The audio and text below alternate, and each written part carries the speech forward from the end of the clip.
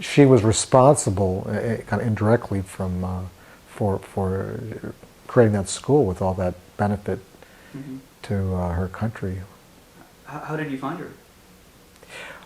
We found her by, we went to the same refugee camp where I had photographed her back in 1984, and we literally just walked around and asked, hundreds and hundreds of people if they remembered her, and if they had any record or any trace or any recollection of where she was living now. And after about 2 weeks, somebody came forward and remembered where her brother was living. So that was, and then of course, he led us to her, and I think it was really lucky that we were able to find her. I mean, it was like looking in a field of haystacks for this one little girl. Because I mean, nobody who would remember some orphan girl. I mean, it was like really unlikely that we would ever, because she could have been dead or she could have been living inside Afghanistan.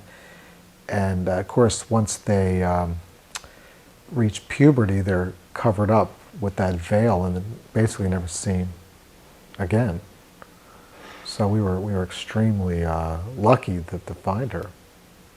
Well, I think the biggest influence on me, my person who I admire the most, and whose work I think is like the most important, was Henri Cartier-Bresson, the French photographer whose work, he worked from like the 1930s for like 50 years. I mean, the guy was very, very prolific and traveled incessantly all over Asia, all over the world. I mean, he was a, and his work, although of kind of a documentary nature, is really quite, I mean, it's almost considered like art. Now, it was considered like art now. I mean, it has this universal appeal and strikes this kind of universal chord in people that they really respond to it on some really deep level.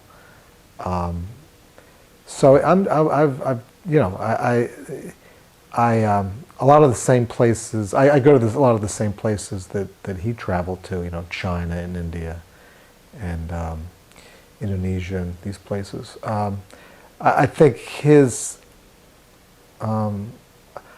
I think he probably was the biggest influence on documentary photographers of the last 40 or 50 years.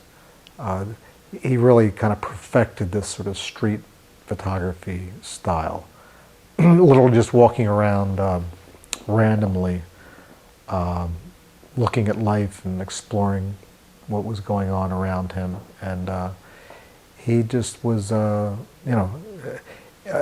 and he did a lot of work in his home country of France. So I think, he's the one who I admire the most and think his work, I think, it really stands out as the most important of, in modern times. Did you ever get the chance to meet him?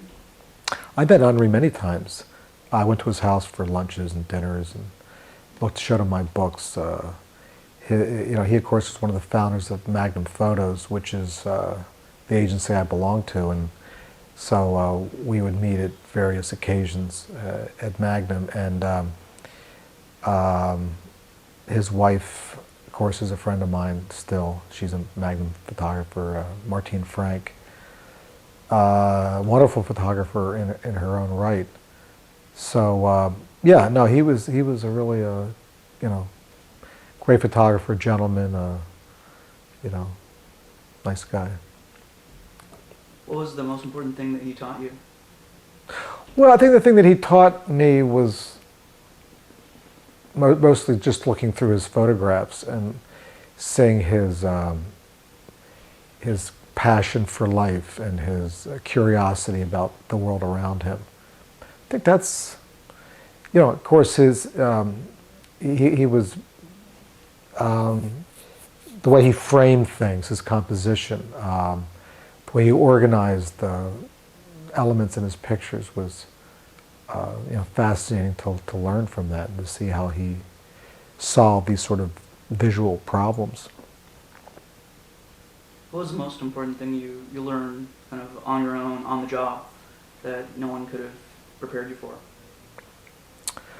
Well, I think to sustain a career over 20, 30, 40, 50 years, I think you have to have an enormous amount of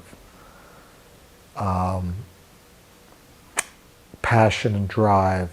You need that sort of fire in your belly that keeps you motivated and keeps you, kind of working and thinking for all those, I mean, it's a long distance, like a marathon.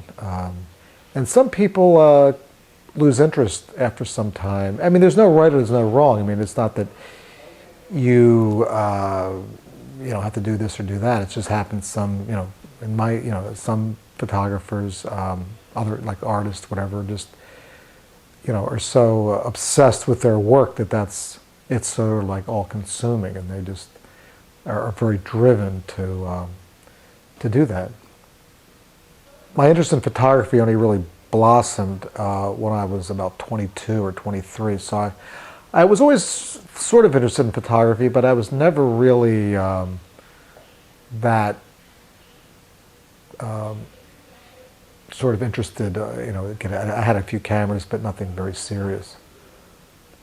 I guess the turning point was after college, getting my first job on a newspaper and realizing that I didn't really want to go back to school. This is what I was doing, and I was just going to move forward. I never really looked back, but there wasn't an option to do something else. So after the newspaper for 2 or 3 years, I went to India, and I was about 27, and I was just fully committed. I wasn't. That was it. I was in it for the long haul.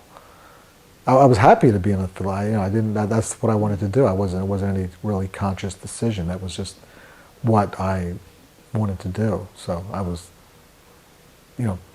very excited and thrilled to explore the world with my camera.